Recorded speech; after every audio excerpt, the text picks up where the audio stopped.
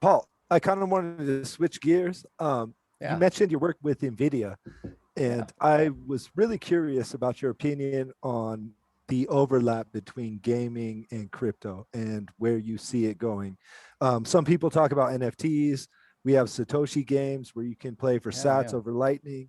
Which direction do you kind of see it going in? I think the two industries kind of have overlap almost everywhere. So almost all facets of life seek and crave entertainment, and gaming is a key piece of that. So we see gaming kind of bleeding into so many different industries, from like the generic entertainment industry, the obviously hardcore, like actually PC gamers, down to on mobile. My wife, hop in bed, and what does she do? She's playing a game right before going to bed on her phone. And so I think gaming really bleeds into a vast majority of society. Money, on the other hand, is obviously everywhere. Like you pretty much can't go to any jurisdiction and survive without some aspect of money. I mean, barter is pretty much gone by the wayside. Like no one is using barter anymore, so therefore money is a key piece of that. The blend of the two is relatively inevitable. We've seen value in games for decades, right? What people deem as points really is a currency. It's just a matter of what can you trade those points for. In the early days, points really you couldn't trade for anything. You could trade them for bragging rights. You go to the 1980s arcade and you're playing Asteroids or Pac-Man and you get a score. Well, you can't really do much with that score other than, hey, that was me. Those are my 3 digits up there on the Pac-Man scoreboard. And there wasn't much after that. Then, of course, we came into kind of the more um, like adventure games, long-standing games. I was a big fan of like the Ultima series back in the 90s and whatnot, 80s and 90s. And there, the points now amounted to something tradable within the game. It wasn't massively online. It was not an online game, but you still felt the desire to accumulate some kind of wealth in different forms: swords, gold, points, health, mana, in whatever sense. Um, and I think ever since that era of gaming, when we kind of moved past just arcades and a scoreboard, and you started getting into more adventure-based gaming, larger games with a storyline, it was there. There almost didn't exist a single game that didn't have some form of currency inside of it. And really, the blend of cryptocurrency and the gaming is an attempt at bridging multiple games. That's really it. I think personally, I think there's a lot of poor use cases of cryptocurrency. I'm one of the people like, oh, that's a shitty project. That's a shitty project. That's a shitty project. I'm like one of the first to call out some really poor use cases. But the primary value, if you were to just put a cryptocurrency in a single game, there's not really much use case for that. At that point, it might as well just be points in the system that you can redeem. It's when you need to cross over between various different games. Like how do different companies, different publishers publishing different games agree to who's going to hold the database of points that goes from one game to another, right? Who's going to control that? The one way to do it is effectively cryptocurrency, because that is kind of the one neutral ledger that can hold that value and hold who and control who holds that value across different games. Much like the value of cryptocurrency outside of games is when you're having to do things such as crossing borders, right? Making payments across borders is highly frictioned because the countries can't agree who's going to hold the ledger. Within a country, it's a lot easier. Within a single bank, it's even the easiest. And cryptocurrency really can't compete when you're paying someone from the same bank account, like Chase to Chase. You've already been KYC'd, and they know who you are. I could pay someone pretty easily. And that's where I think gaming and cryptocurrency really start to take hold. There are some challenges there. There's some regulation that really doesn't want that to happen. But barring regulation, that's where I think there's a huge benefit in being able to transfer your value between games and even between publishers that may not necessarily agree with each other. I say one of the things that I think of when it comes to gaming is like, hey, there could be like a big incentive for publishers or gaming companies to not want you to be able to take value Absolutely. from one place to another, right? Like, No, it's absolutely. So that's one of the challenges as well. A lot of games, if you think about game publishers, they're kind of playing God, right? They want to say, hey, here's how many gold chests we're putting in the game. Here's how many swords we're putting in the game. Here's how many actual pieces of gold we want to put in the game, and they want to be able to have those dials, much like the Federal Reserve, except that unlike the Federal Reserve, the goal isn't okay. Let's stimulate the economy. Let's make sure the economy is healthy and people are coming into. They're paying their taxes. People want to migrate into the country. There's a high demand for our country. The dials and goal is people have fun.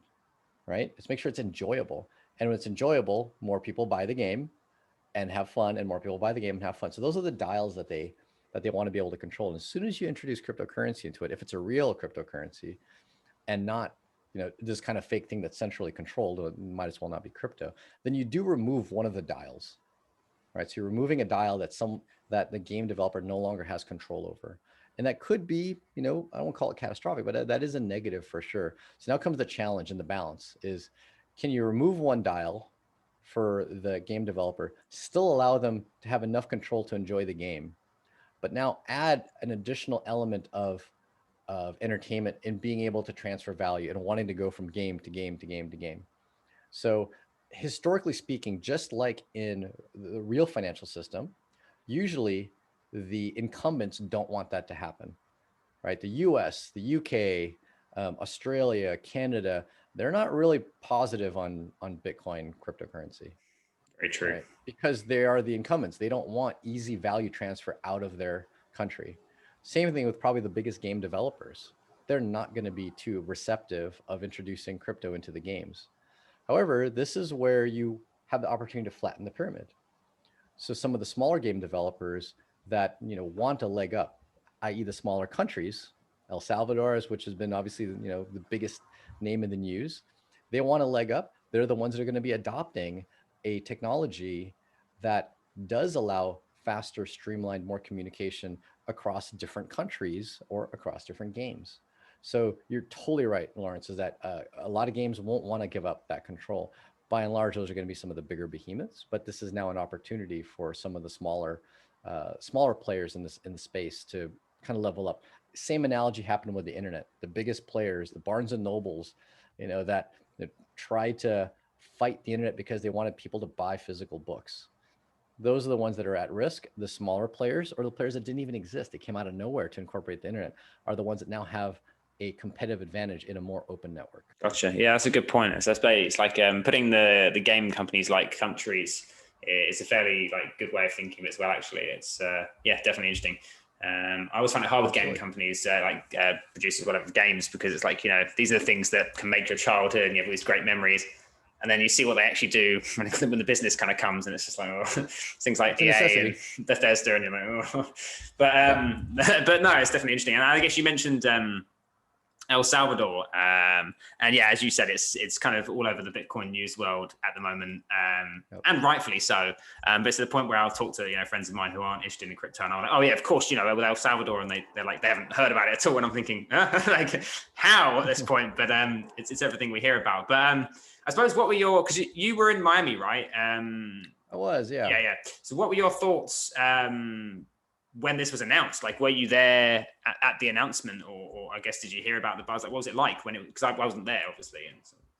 I heard it from somebody else before the announcement. Someone who had actually bumped into, I think Michael. I can't remember his last name, but Michael something, who the native of San Diego, actually, who was part of the kind of spark in getting El Salvador to kind of accept Bitcoin as kind of native currency. He was the one that I believe had taken the anonymous donation and pushed it out across the small little beach town, right? The blockchain beach or Bitcoin beach. Bitcoin town, beach, yeah. The Bitcoin beach town that now is everywhere you go, you can spend Bitcoin. So I had heard about it indirectly from a friend who originally was from San Diego, and he had talked to Michael about it before the announcement.